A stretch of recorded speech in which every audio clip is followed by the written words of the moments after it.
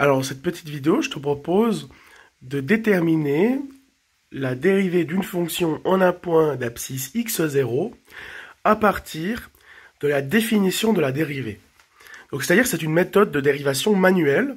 On va se baser sur la définition algébrique de la dérivée qui dit que la dérivée d'une fonction en un point d'abscisse x0, c'est égal, en fait, à la limite quand h tend vers 0 de f de x0 plus h moins f de x0 sur h, entre guillemets, c'est la limite quand h tend vers 0 du taux de variation de la fonction entre x0 et x0 plus h. Voilà. Et donc, nous, on nous demande de calculer la dérivée au point d'abscisse 2 de la fonction suivante. Comment est-ce que on va effectuer cela? Eh bien, ça va être assez simple. On appelle ça la dérivation en 5 étapes. Donc, d'abord, on va déterminer f de 2. Ben oui, parce que dans notre expression, on veut f de x0, donc c'est f de 2 en l'occurrence. Nous, on veut calculer... Si on veut calculer f' de 2, bah finalement, il va falloir faire quoi? Il va falloir simplement appliquer la formule avec 2. Donc, c'est-à-dire qu'il va falloir calculer f de 2, il va falloir calculer f de 2 plus h, etc. Faire le calcul. Donc, première étape, on calcule f de 2. Bah, c'est assez simple, hein, on calcule finalement l'image de 2 par la fonction. Donc, on remplace x par 2 dans l'expression. Donc, ça nous fait ceci. Donc, ça nous fait 3 fois 2 au carré moins 2 moins 5. Alors, 2 au carré, ça fait 4 fois 3, ça fait 12. 12 moins 2, ça fait 10. 10 moins 5, ça fait 5. Donc, voilà. f de 2, c'est 5.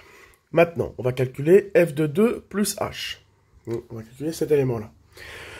Alors là, c'est la même logique. Hein. Qu'est-ce qu'on avait fait? On avait remplacé x par 2 dans l'expression de la fonction. Là, on va remplacer par 2 plus h. Alors, ça va être un petit peu plus long au niveau calcul, mais la logique est la même. Donc, ça fait 3 fois, entre parenthèses, 2 plus h au carré, moins, entre parenthèses, 2 plus h, moins 5. Là, on a une identité remarquable, donc on va développer.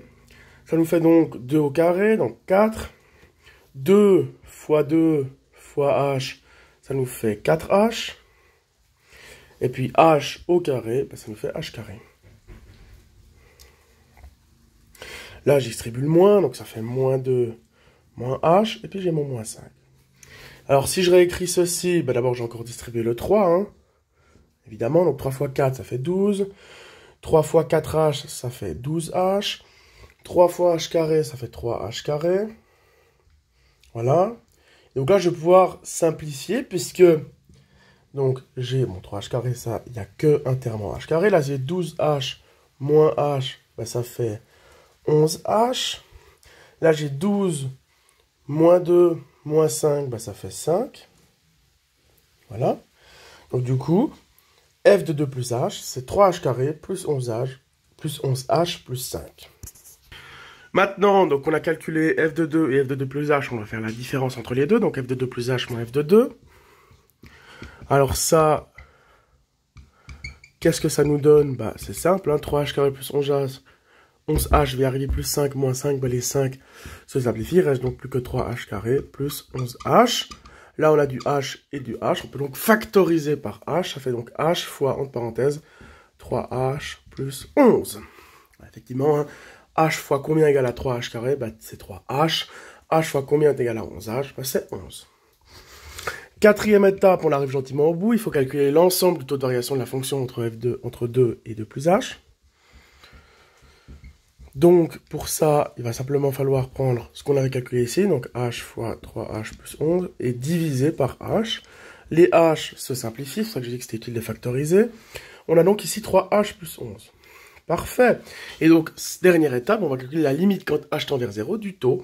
Donc, limite quand h tend vers 0 de 3h plus 11, qu'est-ce que ça fait? Si h prend des valeurs de plus en plus proches de 0, ce terme va devenir de plus en plus petit et on va donc tendre vers 11. On a donc la réponse, f' de 2 est égal à 11. Voilà. Alors on va vérifier la cohérence du résultat avec le théorème de dérivation. Donc voici la fonction. Alors à l'aide du théorème de dérivation, on va pouvoir dériver très facilement cette expression. Donc la dérivée de 3x carré, qu'est-ce que c'est? La dérivée de x carré déjà c'est 2x, fois 3 ça fait donc 6x. Dérivée de moins x, c'est moins 1. Dérivée d'une constante, donc moins 5, c'est 0. Donc la dérivée, la fonction dérivée de la fonction f, c'est f' de x est égal à 6x moins 1. Maintenant, évaluons la valeur de la dérivée en 2. 6 fois 2, moins 1, ça nous fait donc 12 moins 1. On obtient bien 11. soit le résultat qu'on en avait obtenu à l'aide de la méthode en 5 étapes. Alors évidemment, cette méthode-là, une fois qu'on la connaît, est beaucoup plus pratique, mais c'est bien quand même de savoir un petit peu construire, de déterminer manuellement le résultat. Voilà, un peu savoir comment est-ce qu'il était obtenu grâce à la définition.